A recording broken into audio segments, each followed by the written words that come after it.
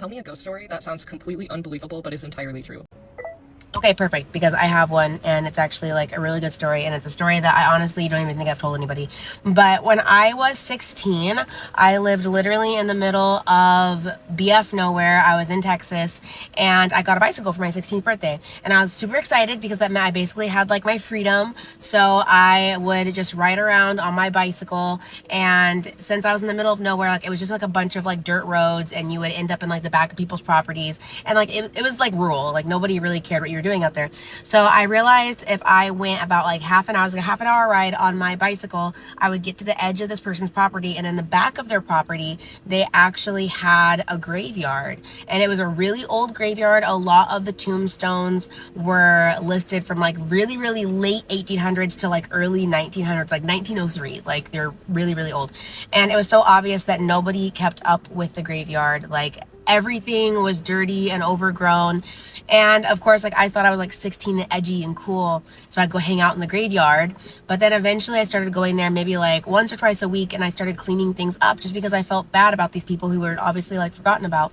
And I remember there was these two headstones that I was specifically attracted to, and I'm assuming the woman died like in childbirth, or like her and her kid must have gotten ill around the same time. But it was like a woman, and she, from like her birth date to like her death date, was literally around like the same age as I am, you know, like right now. And I was just like, what's such a shame that she, you know, died so young, and then like her baby's tombstone was like right next to her.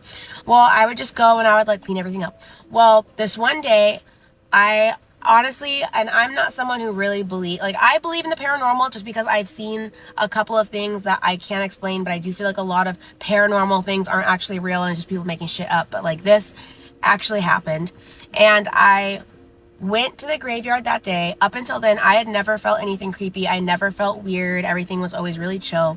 And I was over at their tombstones, like just cleaning everything up, pulling some weeds. And mind you, it was a completely still day. Like there was no wind. It was the middle of the summer. It's hot outside. There was literally no wind. And I'm sitting there and I'm like cleaning things up, and I get the strongest smell of perfume. Like I'm talking, it suddenly smelled like I was standing in the middle of like a field of flowers. Like it was just like super strong. And I felt not like dread. I don't think dread is the right word, but I felt like this overwhelming feeling of like, you need to leave. Like you need to get out of here.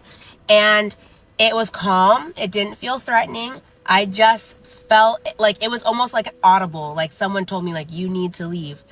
And I literally remember like, I didn't even think twice about it. I was like, I need to get out of here. And I literally like packed up all my little things. I always have like my little headphones. I didn't put my headphones in. I got on my bike and I pedaled my ass back home so fast. And like, I just remember having the feeling of like, you need to leave and you can't come back. And I left, and literally like that was it. Like I stopped going. I didn't go back there. I never felt threatened by whatever was out there, but I just felt like, you can't go back like this. You need to not come back here. 2 weeks later, it was in the news that a woman who had been jogging along that same road that I rode my bike almost every single day was abducted and killed by somebody, and they never found out who.